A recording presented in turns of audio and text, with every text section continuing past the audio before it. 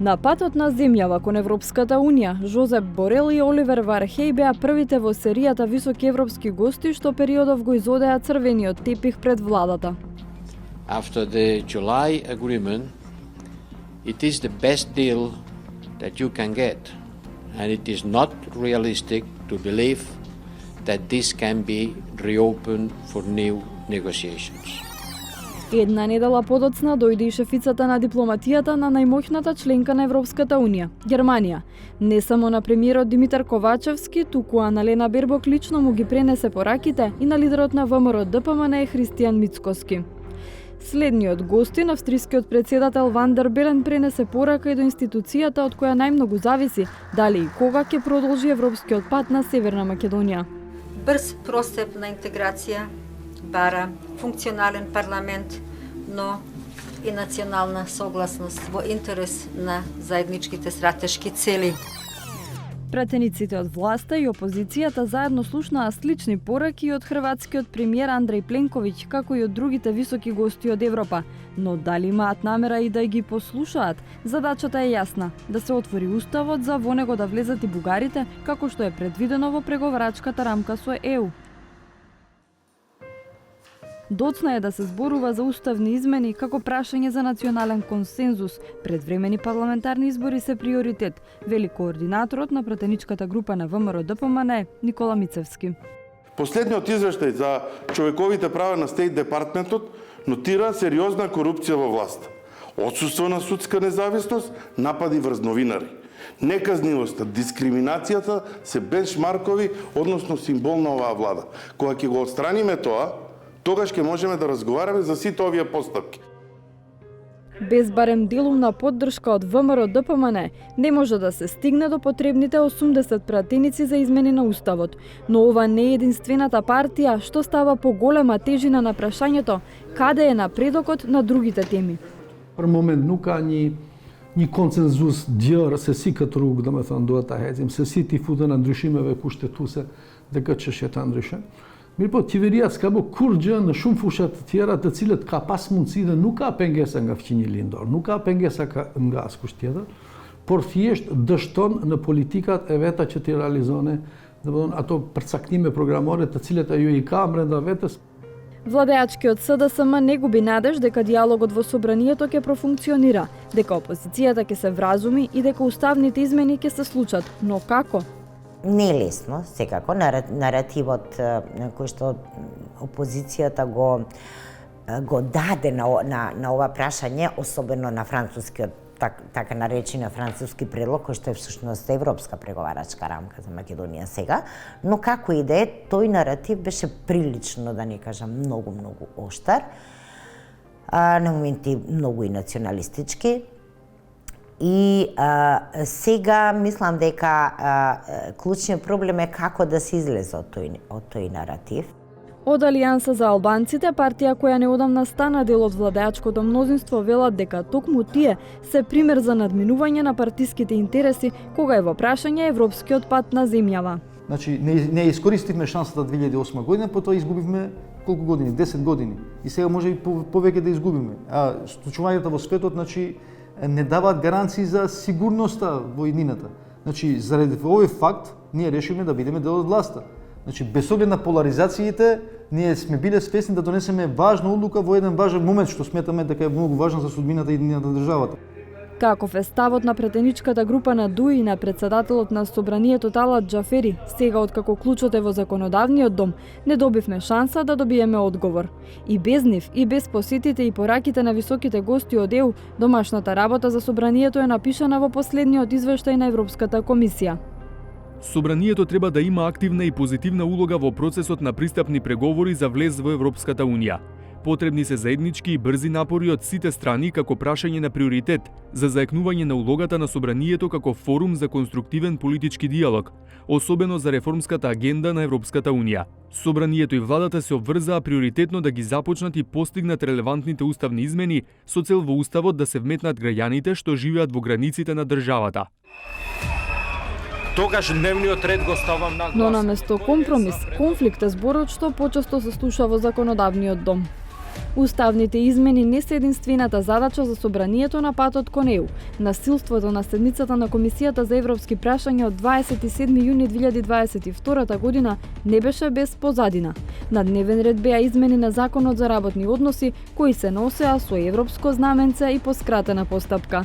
Целта беше да се продолжи работниот стаж на 60 судии и 13 обвинители кои беа пред пензија, а немаше директна замена за нив.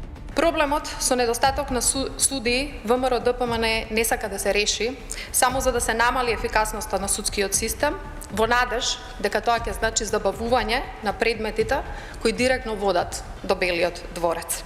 Не може да оди со европско знаме и не може да оди по скратена постапка. Со Закон за работни односи не можете да регулирате пензионирање на судии и јавни обвинители. Тензијата од комисиските расправи се пренеси на пленарната седница. На крај, измените не се донесоа пред рокот за пензионирање на судиите и обвинителите. Во последните 10 години донесени се околу 250 закони со европско знаменце. Станува збор за процедура чија цел е полесно усогласување со европското законодавство. А ако се погледне внимателно низ годините, нема видливи разлики во употребата на оваа процедура меѓу собраниските мнозинства предводени од СДСМ од 2017 година наваму и оние предходните предводени од ВМРО ДПМН. Помалку закони со европско знаменце има само во изборните години, кога парламентот воопшто не работел неколку месеци.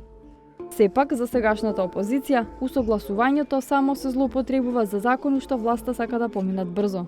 Закон за парнична постапка, закон од 520 члена, во кој што во 13 члена се спомнува само Европската Унија. Ново законско решение на кое што е потребно време за да биде разгледано. И многу други закони, како законот на Академија за судии и јавни обвинители, повторно се заскри и да се избега од јавност.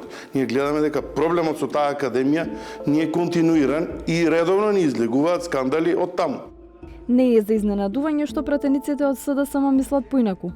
За Снежана Калеска-Ванчева треба да се прави дистинкција кога законот оди по скратена постапка, а кога е со европско знаменце. Најголемиот дел од закони со европско знаменце се во редовна постапка. Значи не се во скратена постапка. Но ако погледнете во делот на законските решенија кои што се поднесени, дали целосно нови законски решенија или измени и дополнувања од страна на пратеници, пратенички групи, ќе видите дека 90% од законските решенија кои што ги предлага пратеничката група на ВМРО ДПМН се по скратена постапка. Сепак Европската комисија во извештајот индиректно порача дека има проблем. Употребата на европското знаменце треба да е доследна и поврзана со законите што главно имаат за цел да го усогласат националното законодавство со правото на Европската Унија. На намалување на бројот на закони што се носат по скратена постапка се работи во рамки на диалогот Жан Моне.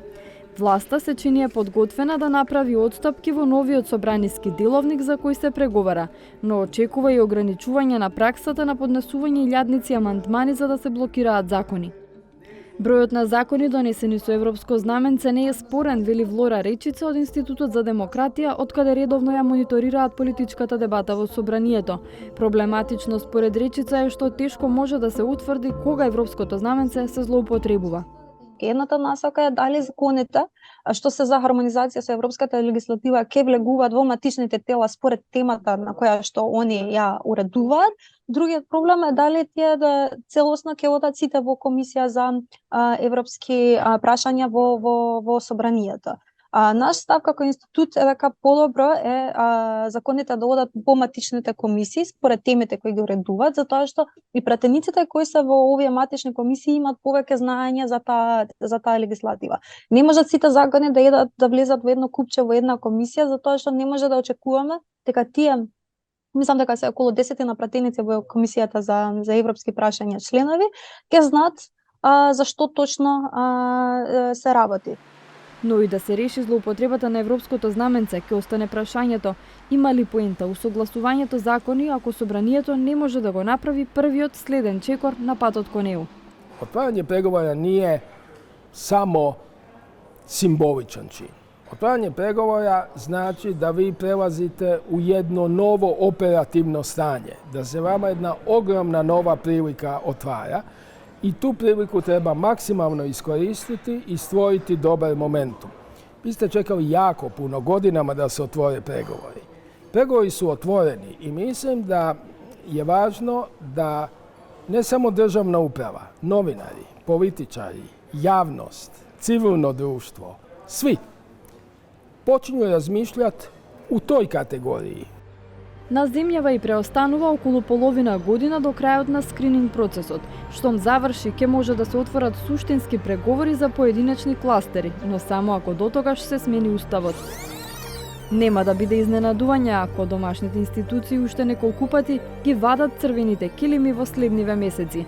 Речи си, сигурно е сепак дека кој да помине по нив, пораката ќе биде иста. Моќта нешто да се смени ја имаат само пратениците во собранието.